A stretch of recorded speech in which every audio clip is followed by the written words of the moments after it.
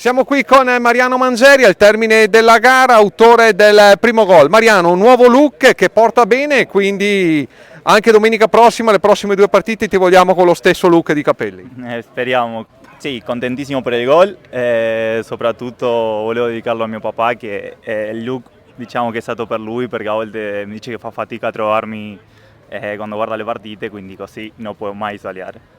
Un Montecchio attento, cinico, o c'era il rischio di venire qui magari un po' rilassati dopo il 3-0, invece così non è stato, quindi grande prova di gruppo e il risultato dopo mezz'ora messo in ghiaccio.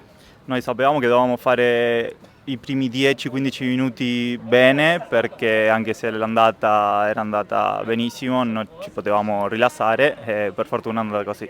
Bene, grazie. Siamo qui con Alex Crestani al termine del match. Alex, sei entrato carico, motivato, penso una grande soddisfazione per un classe 2004 entrare in uno spareggio eccellenza secondo è classificato. Sì, è sempre un'emozione entrare con questa squadra, soprattutto nelle finali, nella semifinale nazionale, e cerco sempre di dare il massimo. Come l'hai vissuta dal campo nel secondo tempo? E anche se eravamo in vantaggio 2-0 nel complessivo 5-0, non è mai semplice entrare in partita, perché loro non erano una brutta squadra e comunque combattevano lo stesso. Passami la battuta, tu nasci centrale, però puoi adattarti anche a terzino, esterno basso, oggi lo hai fatto in maniera egregia, quindi che voto ti dai? Mi do un 6,5. E domenica prossima partirà quindi la finale, doppio turno, quale emozione?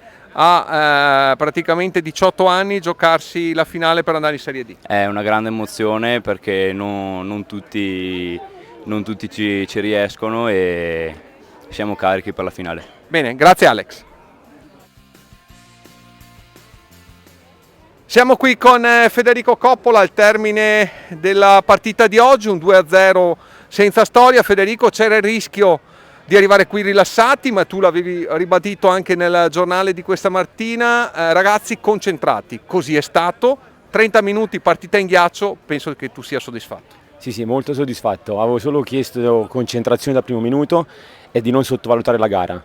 Il gruppo è maturo, l'ha dimostrato in questo percorso di questa stagione, perciò io sono molto contento. Adesso siamo alla tappa finale, ipotetica maratona, ultimo chilometro, andata e ritorno, o Borgaro o Giorgione? Ti faccio una domanda scontata, chi preferisci delle due? Arrivato a questo punto qua sono due ottime squadre, perciò aspettiamo solo domani il risultato del campo e poi ci prepareremo per l'avversario che sarà. L'ultima domanda, numeri alla mano, 43 partite giocate, con le due che giocheremo la prossima finale andiamo a 45. Per distacco siamo la squadra che ha giocato di più in livello di eccellenza. Oggi, domenica scorsa, le ultime partite ho visto un Montecchio in palla da un punto di vista fisico. Non siamo stanchi né mentalmente né fisicamente, c'è voglia di stare insieme.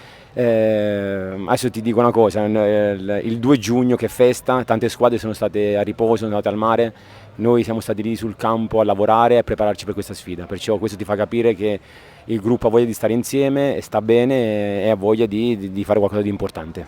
Grazie Federico e testa domenica. Grazie a te.